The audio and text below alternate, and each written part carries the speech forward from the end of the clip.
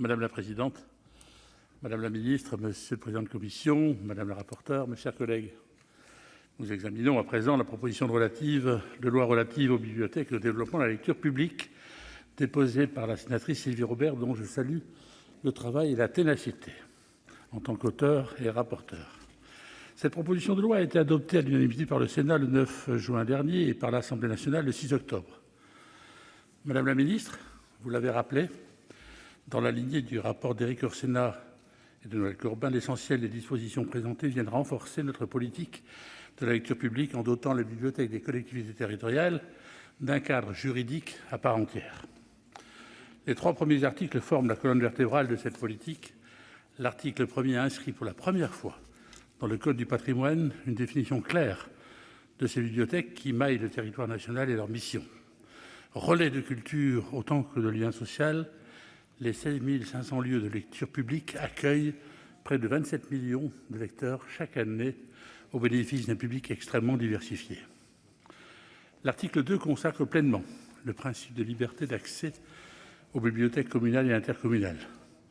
Ce principe ne fait pas obstacle à l'instauration de jauges de fréquentation indispensables à la sécurité sanitaire des lecteurs, en particulier en temps d'épidémie.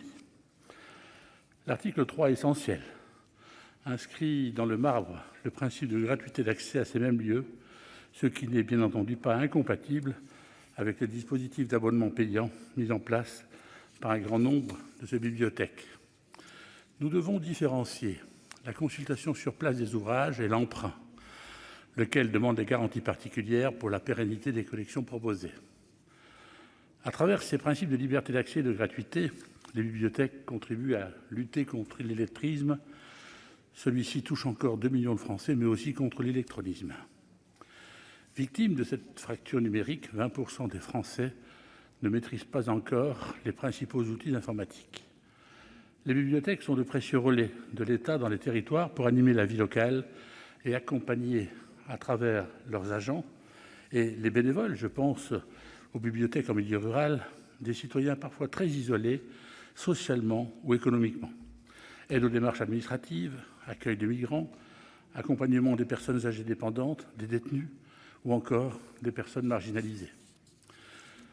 Ces lieux de culture sont aussi des lieux d'intégration, participant pleinement à la restauration du lien social. En effet, l'accès à la culture en prison est une des clés de la réinsertion, si bien que 2/3 des bibliothèques situées dans des grandes villes ont des partenariats avec les prisons, les centres de semi-liberté et la protection judiciaire de la jeunesse.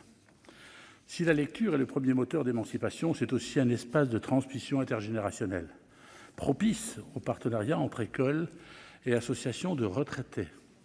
Les élus locaux et les concitoyens y sont particulièrement attachés.